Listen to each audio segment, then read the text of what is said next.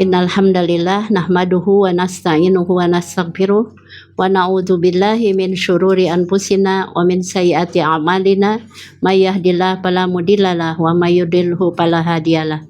Asyhadu an la ilaha illallah wahdahu la syarikalah wa asyhadu anna Muhammadan abduhu wa rasuluh alladzi la nabiyya ba'dah. Amma ba'du, wa qala Allahu ta'ala fil Qur'anil Karim, a'udzu billahi minasyaitonir rajim. Innallaha la yaghfiru ay yushraka bihi wa yaghfiru ma duna dzalika liman yasha. Wa may yusyrik billahi faqad iftara isman 'azima. Rekan dakta yang dimuliakan Allah, pertama dan utama marilah kita panjatkan puji syukur kehadirat Allah Subhanahu wa taala atas perkenan nikmat yang begitu banyak. Yang paling utama adalah nikmat iman, nikmat Islam, serta nikmat sehat, sehingga kita hari ini bisa mengikuti kajian Mutiara Hikmah yang ditayangkan setiap hari Kamis pukul 16.00 bersama Persisi Kota Bekasi. Saat ini bersama saya Nining Kusniar. Untuk 1 jam ke depan kita bersama untuk mengkaji hal-hal yang bersifat praktis ya. Kebetulan tema kali ini yang akan disampaikan adalah mengenal bentuk-bentuk atau macam-macam syirik. Rekan dakna yang dimuliakan Allah, sebelum membahas syirik tentu ada antonim yang berkaitan dengan syirik, yaitu tauhid. Dalam Islam, agama tauhid adalah agama yang betul-betul mengesahkan, berkeyakinan atas keesaan Allah Subhanahu wa taala, dan menghindarkan dari segala bentuk penyekutuan persekutuan dengan sesuatu atau seseorang selain Allah. Dalam surat Al-Ikhlas Allah menjelaskan, Bismillahirrahmanirrahim, Qul huwallahu ahad. Katakanlah Allah itu esa. Dimaksud dengan esa di sini bukan wahid. Kalau ahad itu esa, kalau wahid satu. Kalau satu tentunya ada 2, ada 3 dan seterusnya. Tapi kalau ahad itu esa, berarti hanya tunggal.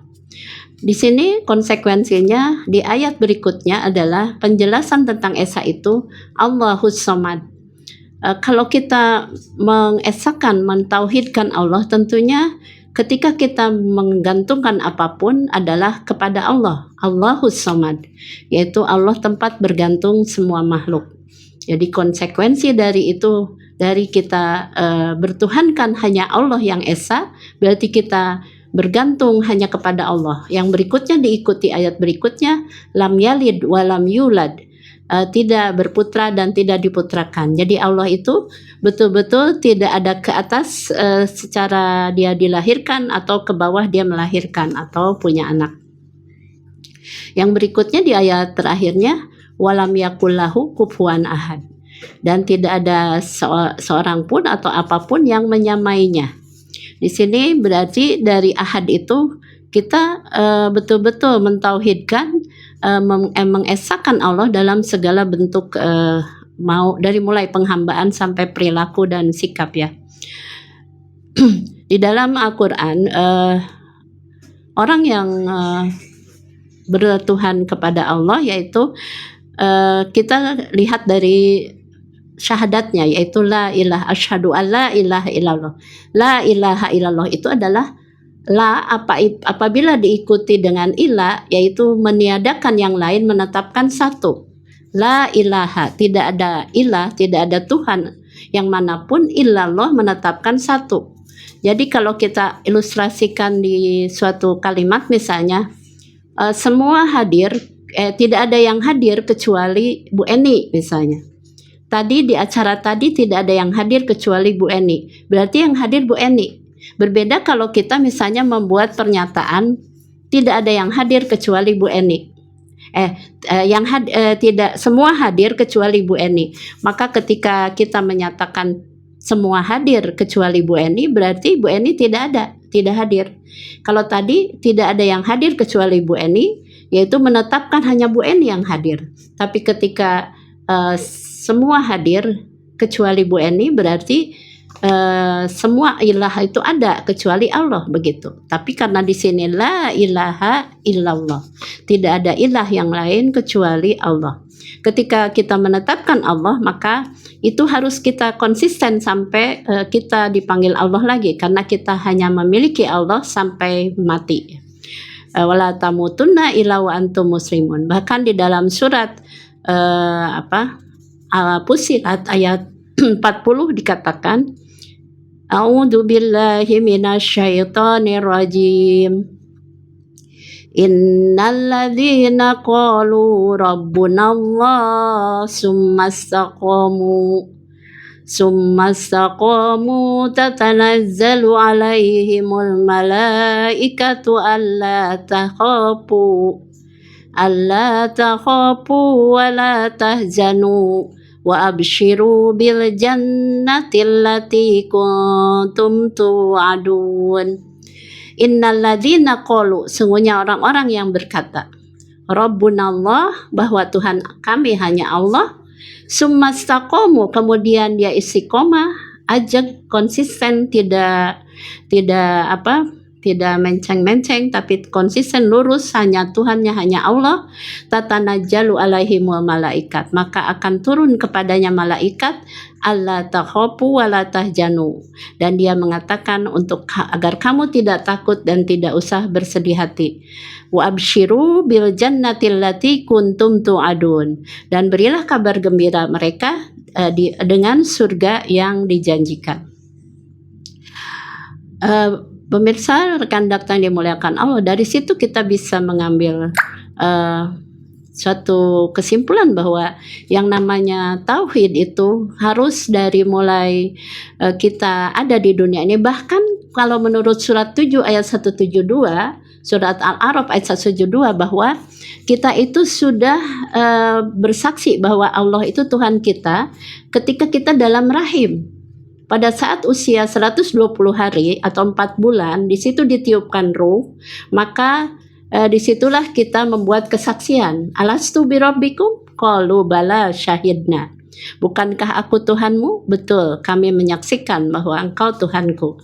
Jadi dari mulai lahir itu, dari mulai di dalam kandungan, itu kita sudah syahadat bahwa hanya Allah Tuhan kita. Tapi ketika lahir, kata dalam hadisnya, kullu mauludin yuladu alal fitrah fa abawahu yuhawidanihi au yunasironihi au yumajisanihi. Maka setiap yang lahir dalam keadaan fitrah, dalam keadaan sudah bersahadat, sudah Islam, fa abawahu, maka orang tuanya lah yang mengyahudikan, menasranikan atau memajusikan. Kenapa di situ tidak bilang mengislamkan? Karena memang pada dasarnya memang sudah Islam sejak dalam kandungan. Baik, karena kita bahasanya tentang syirik, maka antonim dari syirik adalah tauhid. Nah, tauhid itu tadi mengesahkan, sedangkan syirik adalah kebalikannya, yaitu membuat tandingan atau menyekutukan. Syirik itu kalau dalam agama Islam yang mengacu pada ialah perbuatan tindakan yang mengacu pada menyekutukan Allah dengan sesuatu atau seseorang lain dalam ibadah atau pengabdian atau sikap. Dalam Islam, syirik dianggap sebagai dosa besar yang paling serius dan tidak akan dimaafkan karena bertentangan dengan prinsip dasar tauhid, yaitu keyakinan akan keesaan Allah. Dari tadi yang saya bacakan waktu mukadimah, bahwa di surat An-Nisa ayat 48, bahwa Allah tidak akan mengampuni perbuatan syirik. Innallaha la yaghfiru ay yushraka bih. Sungguhnya Allah tidak akan mengampuni perbuatan syirik. Wa yaghfiru ma duna dalik, dan Allah mengampuni perbuatan selain syirik. Lima yasha, kepada orang yang ia kehendaki, mengampuni kepada orang yang ia kehendaki. Wa may yusyrik billahi faqad iftara isman adima. Barang siapa yang berbuat syirik kepada Allah, maka dia sudah berbuat dosa yang besar. Bahkan pemirsa yang dirahmati Allah, rekan dakta, bahwa di dalam surat Luqman ayat 13, bahkan ketika Luqman menasehati anaknya nggak boleh syirik karena syirik itu perbuatan kezoliman yang besar.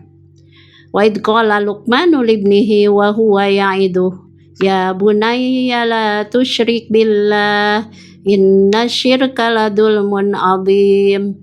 Dan ketika berkata Luqman kepada anaknya dan dia menasehati anaknya, ya bunayya la tusyrik billah, wahai anakku janganlah engkau berbuat syirik kepada Allah. Inna syirka la dzulmun adzim, bahwa sungguhnya syirik itu adalah kezoliman yang besar. Jadi ketika kita tadi pembahasannya di awal adalah tauhid, tentunya sangat bertentangan ketika kita tadi meyakini apapun pengabdian kita dan apapun hanya kepada Allah. Tapi tiba-tiba ada yang bertentangan, yaitu perbuatan syirik. Dan ini kenapa dilarang dan tidak akan dimaafkan oleh Allah. Baik rekan dakta yang dimuliakan Allah, bahwa kita lihat kalau gitu tentang macam-macam syirik seperti yang pada tema ini. Pertama, syirik itu secara garis besar dibagi dua, yaitu syirik akbar dan syirik asghar. Asghar ya, syirik besar dan syirik kecil. Syirik asghar ialah syirik akbar dulu ya. Syirik akbar adalah perbuatan menyekutukan Allah dengan makhluk lain, baik dalam hal rububiyah, penciptaan maupun pengaturan alam, maupun uluhiyah yaitu hak dan untuk disembah Allah, maupun asma dan sifat. Pelaku syirik besar akan keluar dari agama Islam, dan jika meninggal dalam keadaan belum bertobat tidak akan diampuni. Yang pertama yang termasuk kepada syirik akbar adalah syirik dalam berdoa atau memohon. Biasanya kalau berdoa ada bendanya, ada sesuatu di hadapannya, misalnya ada patung, ada benda yang misalnya kuburan atau apa di depannya itu ketika dia berdoa. Maka ini termasuk syirik besar ya. Jadi berdoa atau meminta pertolongan kepada Allah untuk hal-hal yang hanya mampu dilakukan oleh Allah. Contoh, meminta rezeki, minta kesembuhan atau keselamatan kepada roh leluhur, penguasa gaib, misalnya Nyi Roro Kidul atau benda-benda keramat ya. Jadi ada bendanya yang diminta tolong atau dipercayai sebagai benda yang betul-betul atau sesuatu yang bisa menolong seperti kekuatan Allah. Kalau dalam kisah Nabi Ibrahim kita tahu ya bahwa Nabi Ibrahim itu lahir di kalangan kalangan bangsa yang penyembah patung, penyembah berhala. Bahkan ayahnya sendiri pembuat patung. Nah itu seperti itulah kira-kira gambaran ada patung, ada sesuatu yang diminta, dimohon, dipercaya, memohon sesuatu, minta sesuatu kepada benda. Maka itu termasuk syirik akbar. Yang kedua, syirik mahabbah. Syirik akbar yang tadi yang pertama berdoa, yang kedua syirik mahabbah, kecintaan. Di dalam surat Al-Baqarah ayat 165 dikatakan di antara manusia ada yang menjadikan andadan ya. Wa minan nasi may yattakhidhu min dunillahi andada yuhibbunahum kahubbillah. Di antara manusia ada yang menjadikan andadan itu sembah tandingan-tandingan, yuhibbunahum kahubbillah. Mereka mencintai mereka ya, orang-orang mencintai mereka, sembahan itu kahubbillah, bahkan seperti cinta kepada Allah. Jadi di sini jelas bahwa kalau kita mencintai kepada selain Allah termasuk kepada syirik besar. Misalnya ada juga misalnya contoh mentaati perintah manusia secara mutlak meskipun melanggar perintah Allah. Seperti melegalkan yang haram demi menyenangkan pemimpin atau idolanya. Jadi mengorbankan keyakinan untuk sesuatu yang dicintainya. Yang ketiga, contoh syirik akbar adalah syirik dalam tawassul. Rekan dakta yang dimuliakan Allah, tawassul itu adalah membuat sesuatu yang sebagai perantara. Misalnya dalam ibadah kepada Allah dengan keyakinan bahwa perantara tersebut memiliki kekuatan atau pengaruh yang independen dalam mendapatkan ridho atau keridhaan Allah. Meskipun sebetulnya tawasul sendiri bisa diterima jika dilakukan dengan cara yang benar. Misalnya ada pernah mungkin rekan Dakta mendengar kisah seorang yang bukan seorang, ada 3 orang apa yang terhimpit di dalam gua ya. Dalam gua karena ada batu besar yang menghambat untuk di jalan keluar masuknya gua. Pada saat itu orang bertiga ini sudah lama banget gitu, berhari-hari berada di dalam gua, kemudian mereka ingin keluar susah. Tidak ada lagi yang mereka bisa lakukan kecuali meminta kepada Allah. Akhirnya mereka memintanya dengan cara tawasul. Tawasulnya dengan perantara amal yang pernah mereka lakukan. Misalnya begini, ya Allah, tolonglah kami ya Allah. Kalau Engkau ridho apa yang telah kami lakukan, misalnya amalannya disebutkan waktu itu saya telah melakukan ini. Kalau Engkau ridho dan Engkau terima amalan kami, tolonglah kami bisa keluar dari batu ini, dari gua ini, untuk agar digeser batunya, bergeser sedikit. Kemudian orang kedua mengutarakan juga amalan yang pernah dilakukannya sehingga bergeser lagi, dan orang yang ketiga pun begitu. Artinya tawasul dengan amal soleh boleh sebetulnya, tapi tawasul dengan perantara-perantara kekuatan atau pengaruh-pengaruh yang tadi yang disebutkan memang dilarang ya. Jadi termasuk tawasul yang dilarang. Jadi kalau misalnya kita untuk perbuatan-perbuatan yang syirik akbar ini memang merupakan perbuatan yang sangat dilarang. Kemudian ada syirik yang berikutnya adalah syirik akbar. Maaf, ini syirik ketaatan ya, syirik khauf. Tadi ada kesalahan sedikit bahwa syirik yang ketiga adalah syirik ketaatan. Dalam ketaatan kepada Allah itu ditandingi dengan ketaatan kepada yang lain, maka itu termasuk syirik akbar ya. Kemudian yang ketiga syirik khauf. Yang keempat syirik khauf. Jadi yang pertama syirik ketika dalam berdoa, yang kedua syirik terhadap kecintaan kepada selain kepada Allah, tapi cinta kepada Allah juga tapi membuat tandingan. Kemudian syirik ketaatan ya, kemudian syirik khauf. Syirik khauf ini rasa takut kepada makhluk seperti jin atau dukun yang menyebabkan meninggalkan kewajiban agama. Jadi itu bentuk-bentuk syirik akbar. Yang berikutnya kita mengalih kepada syirik asghar. Kalau tadi rekan Dakta yang dimuliakan Allah, kalau tadi adalah syirik yang besar yang menyebabkan pelakunya bisa keluar dari agama ya, karena kategorinya syirik besar. Yang kedua syirik asghar atau syirik kecil. Syirik asghar adalah perbuatan yang menjurus atau berpotensi menjadi sarana menuju syirik besar,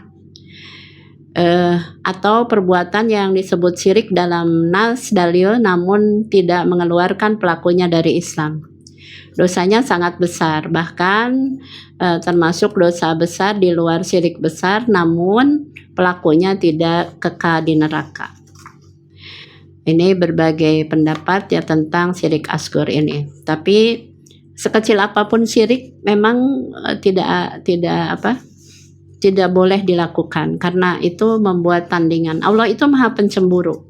Jadi kalau misalnya kita membuat tandingan dengan Allah, padahal Allah berhak untuk sombong, berhak untuk akbar ya, maha segalanya, itu memang sepantasnya karena memang Allah keadaannya begitu. Allah itu sudah maha segalanya, tanpa manusia memujinya, tanpa manusia menyembah padanya, bahkan seisi dunia ini tidak ada yang memuji Allah, tidak ada yang melakukan peribadatan kepada Allah. Allah sudah maha segalanya.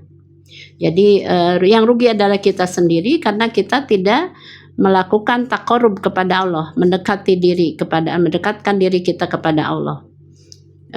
Jadi syirik asghar itu ada dalam beberapa hal. Adapun bentuk-bentuk syirik asghar yaitu satu, riya atau pamer. Riya ini Rasulullah SAW pernah bersabda, sungguhnya yang paling aku takutkan atas kalian adalah syirik kecil. Sahabat bertanya, apakah itu syirik kecil ya Rasulullah? Beliau menjawab, riya. Hadis riwayat Ahmad. Jadi syirik kecil itu, riya itu melakukan amal ibadah atau kebaikan bukan karena Allah, tapi agar dilihat dan dipuji oleh manusia. Misalnya memperpanjang sholat atau pamer dalam memperpanjang sholat karena kalau dia sholat sendiri dia misalnya dikebut cepet banget gitu, tapi ketika sholat dengan orang lain seolah-olah itu dia dilama-lamakan karena pengen dipuji orang. Misalnya si A itu sholatnya lama ya, soleh banget sholatnya lama begitu, padahal itu karena ingin dipuji oleh manusia. Sebetulnya kalau kita mengharapkan pujian manusia akan lelah gitu ya, karena kalau tidak dipuji berarti nanti capek kita. Jadi riya ini sebetulnya yang tahu adalah Allah dan yang punya hati itu, karena itu penyakit hati ya, termasuk penyakit hati. Jadi jangan juga kita sebagai orang lain yang melihat seseorang melakukan pekerjaan yang kita anggap riya, jangan juga kita anggap riya, sebab bisa jadi dia punya maksud lain. Jadi yang tahu bahwa dia itu riya adalah yang punya hati, dirinya sendiri dengan Allah. Kita tidak bisa menebak-nebak orang itu riya. Misalnya ada orang lagi ceramah, lagi ngikutin pengajian, diposting gitu ya di status. Kita bilang itu orang riya ya, pamer gitu. Pamer iya mungkin kelihatannya, tapi mungkin saja dia bermaksud ingin supaya orang lain ikut nantinya ke dia. Nih saya ngaji di sini enak nih gitu, bagus kajiannya gitu. Bisa jadi begitu. Jadi atau karena maksud-maksud tertentu supaya dicontoh. Jadi riya itu adalah suatu penyakit hati yang ketika dia beribadah atau melakukan kebaikan niatnya ingin dilihat orang lain gitu ya. Yang kedua sum'ah. Kalau tadi ro'a, riya itu adalah mata ya, pandangan mata, karena supaya orang lain melihat. Nah kalau yang kedua ini sum'ah. Sum'ah ini beramal atau melakukan ibadah dengan tujuan agar kebaikannya didengar. Nah kalau ini berhubungan dengan telinga, berarti dikabar-kabari gitu ya. Orang lain nggak ada yang tahu, supaya orang lain tahu dikabar-kabari misalnya. Sesuatu yang dia akhirnya ngomong karena pengen orang lain tahu bahwa dia melakukan itu, karena nggak ada yang tahu waktu dia melakukan. Misalnya malam dia sholat tahajud misalnya, tapi nggak ada yang lihat, nggak ada yang tahu, akhirnya dia ngomong gitu kan, jadi tahu orang malam tuh saya tahajudnya begini, padahal niatnya mungkin bukan itu, tapi sum'ah ini hampir seperti pengen kelihatan, pengen kedengaran orang lain. Aduh gue ngantuk nih malam gara-gara tahajud misalnya gitu ya.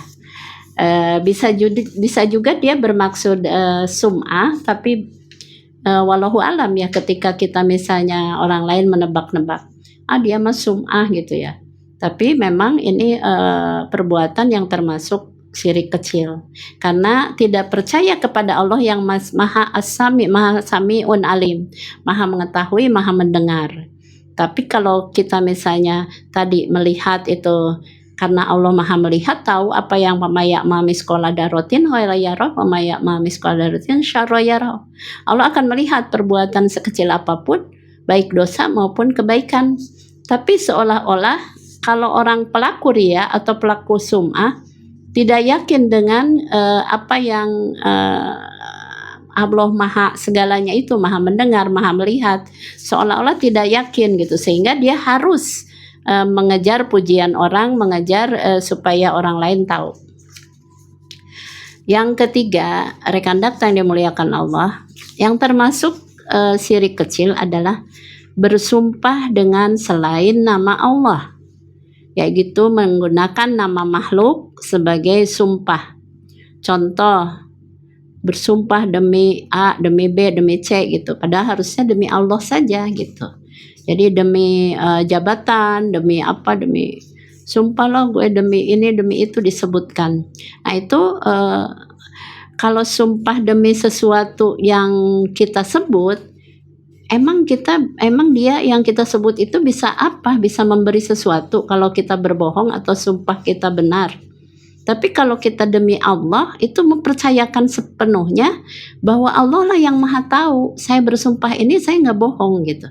Saya bersumpah ini Allah maha tahu. Jadi ngapain kita pakai sumpah-sumpah atas nama yang lain gitu, kalau kita yakin bahwa hanya Allah. Demi apa lo? Demi Allah. Masa demi Allah? Iya demi Allah gitu. Jadi kalau orang kadang-kadang nggak percaya demi Allah, terus dia ngobrol demi yang lain gitu. Padahal demi Allah sudah cukup, Allah maha segalanya. Jadi sumpah ini kadang-kadang diobral untuk sesuatu agar orang percaya gitu.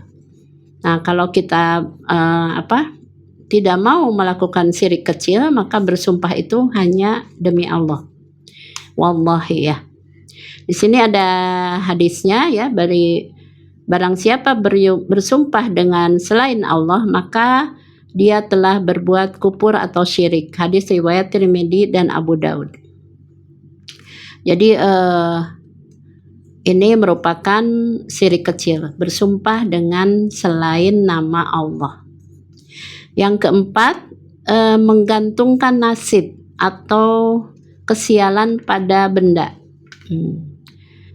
Nah, pernah ya dulu mungkin lagi pada remaja gitu, zaman saya dulu ada namanya ramalan bintang. Sekarang masih ada ramalan bintang, masih ya, horoskop atau biasanya kalau kita beli tabloid, beli koran, itu yang dilihat itu ramalan bintang. Misalnya yang bintangnya Pisces, yang bintangnya Aries dan sebagainya, melihat menurut ramalan bintang begini-begini, asmara begini, kemudian akan begini begitu. Kemudian kita mempercayai gitu. Karena ketidaktahuan kita, insya Allah ketika kita tahu, kita mohon ampun kepada Allah, taubat tidak akan melakukan lagi. Karena syirik yang dimaafkan Allah adalah syirik bijahalatin, karena ketidaktahuan. Begitu dia tahu, bertobat, minta ampun dan berjanji tidak melakukan lagi. Jadi ini merupakan syirik-syirik asgor yang kadang-kadang kita tidak sadari. Jadi di sini menggantungkan nasib atau kesialan pada benda atau tatoyur ya, urapat, misalnya mengerjakan, emang percaya sesuatu bahwa benda itu membawa sial, kejadian itu membawa sial atau mendatangkan keberuntungan. Misalnya jangan jauh-jauh, misalnya saya pakai cincin ini kayaknya ada keberuntungannya, hati-hati itu ya, itu termasuk syirik. Misalnya terhadap benda sesuatu mengatakan ini gara-gara pakai ini sial, hari ini sial, segala macam, apalagi menganggap orang atau anak kita sendiri sial gitu. Padahal Allah yang menentukan takdir baik dan takdir buruk. Jadi kullu min indillah. Jadi semua dari Allah ya. Tapi ada memang sesuatu yang buruk karena memang bukan sepenuhnya dari Allah, tapi akibat kecerobohan atau kelalaian kita ya. Misalnya banjir. Banjir itu sebetulnya bukan sepenuhnya takdir buruk dari Allah. Karena banjir itu Allah tidak berkehendak banjir, karena Allah menurunkan air dari langit itu untuk liyukhrija bihi habba wa nabata, untuk menumbuhkan biji-bijian dan tumbuh-tumbuhan. Tapi ketika hujan turun kemudian air itu tidak ada tempat untuk masuk ke dalam bumi karena ada aspal, ada apartemen, ada bangunan-bangunan yang akhirnya air itu mau nggak mau masuk ke dalam rumah itu karena dia tempat untuk menyerapnya tidak ada. Terjadilah banjir. Maka ada juga di dalam Al-Quran, doharol pasadu fil barri wal bahri bima kasabat aidinas. Telah terjadi kerusakan di muka bumi ini akibat ulah tangan manusia.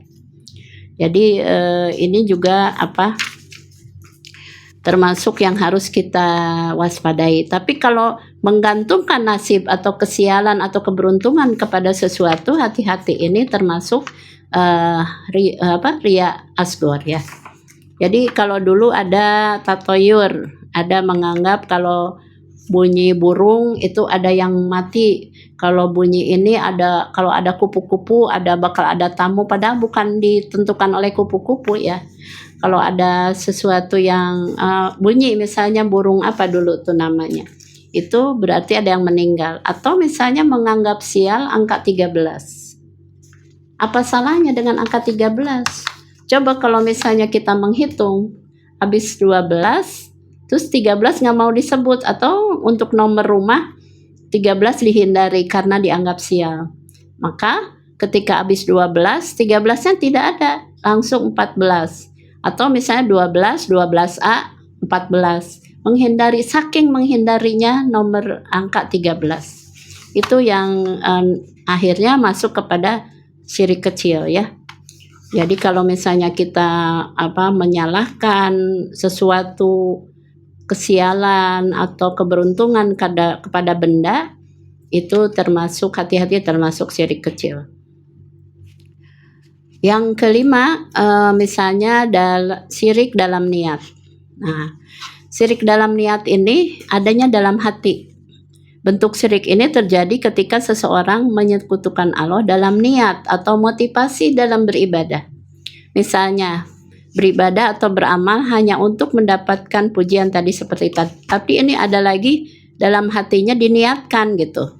Kalau yang tadi kan kadang-kadang nggak diniatkan gitu, ada si Anu tiba-tiba datang dilama-lamain sholatnya atau ada yang, tapi tidak bisa juga kita menganggap bahwa itu riya ya. Di sini ada hadisnya dari sahabat Hudzaifah ya bin Yaman radhiyallahu an, Rasulullah SAW bersabda, janganlah kalian mengucapkan atas kehendak Allah dan kehendak bulan, tapi ucapkanlah atas kehendak Allah kemudian atas kehendak bulan. Nah ini misalnya kalau kita berobat itu tetap kita bilang ini sembuh karena Allah. Adapun dokter atau seseorang yang membantu kita sembuh itu adalah wasilah untuk ikhtiarnya. Jadi kalau kita misalnya ini Alhamdulillah dulu kita ucapkan alhamdulillah sembuh berkat pertolongan Allah melalui obat ini, melalui dokter ini gitu. Jadi yang dimaksud di sini jangan sampai atas kehendak Allah dan kehendak bulan, tapi atas kehendak Allah kemudian kehendak bulannya itu adalah ikhtiarnya atau sesuatu yang membantu menolong kita menjadi cocok.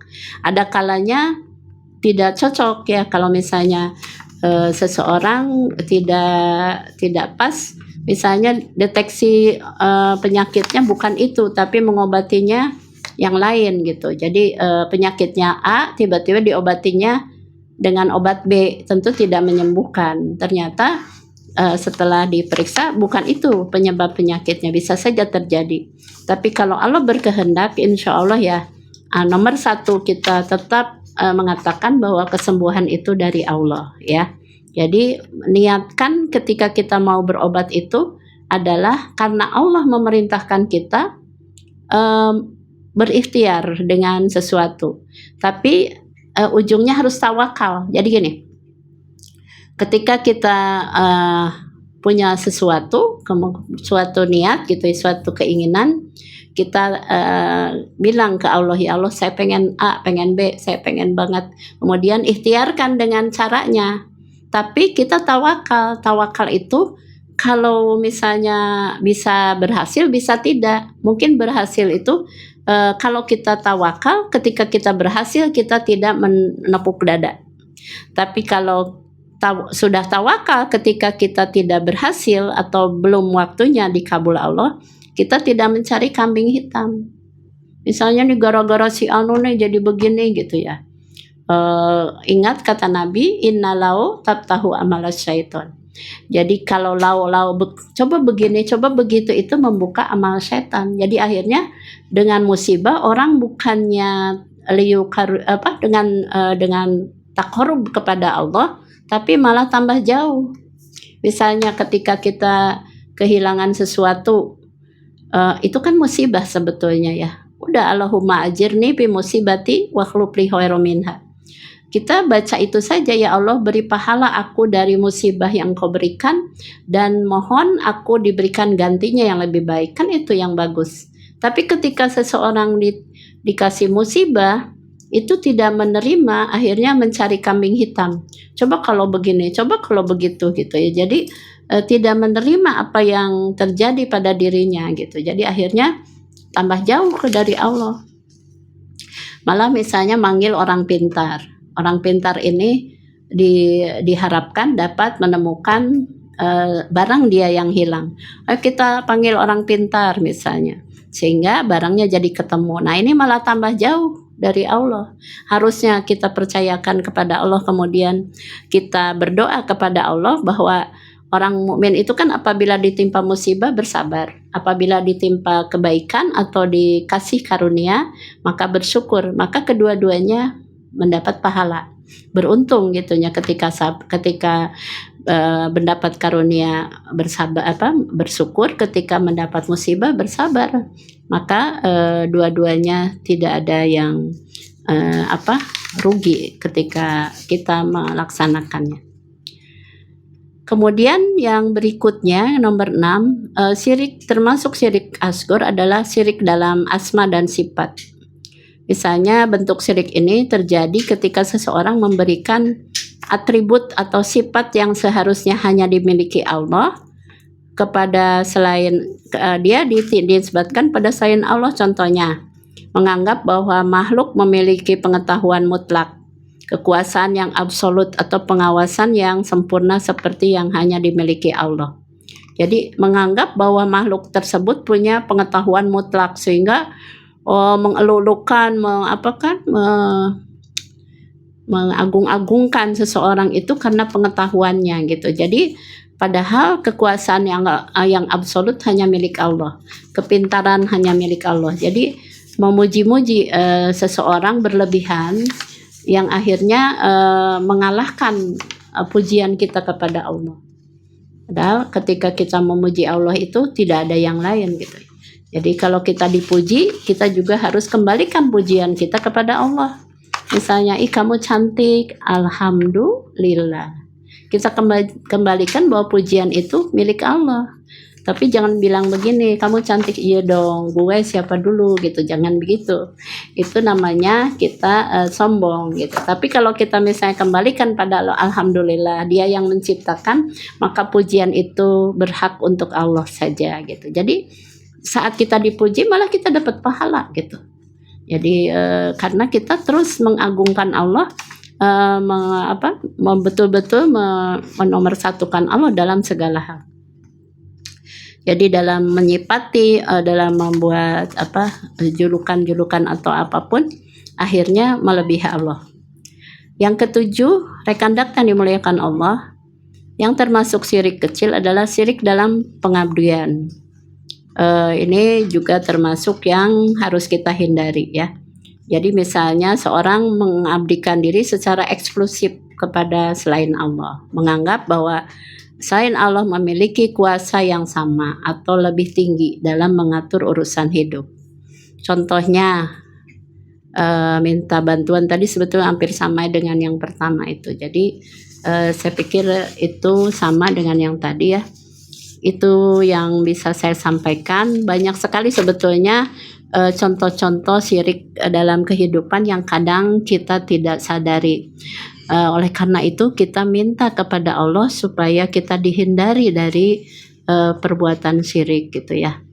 Karena kita tidak tahu, kadang-kadang tidak tahu bahwa ini syirik gitu. Oleh karena itu ya Allah ampunilah aku pada saat dari perbuatan syirik yang aku tahu dan dari perbuatan syirik yang aku tidak tahu gitu ya. Jadi kalau yang tahu kadang-kadang keceplosan dalam menyikapi, dalam berbuat, dalam hal apapun. Jadi mudah-mudahan dengan mengetahui macam-macam syirik yang tanpa kita sadari ada dalam hati kita, dalam niat kita, dalam perbuatan kita, dalam keyakinan kita, itu mudah-mudahan tidak terjadi ya, karena kita sudah tahu, karena dengan mengkaji Mutiara Hikmah ini mudah-mudahan menjadi pencerahan bagi kita semua. Demikian, mudah-mudahan bermanfaat. Dari saya cukup sekian. Aku qauli hada wa astaghfirullah li wa lakum wal afu minkum. Wassalamualaikum warahmatullahi wabarakatuh.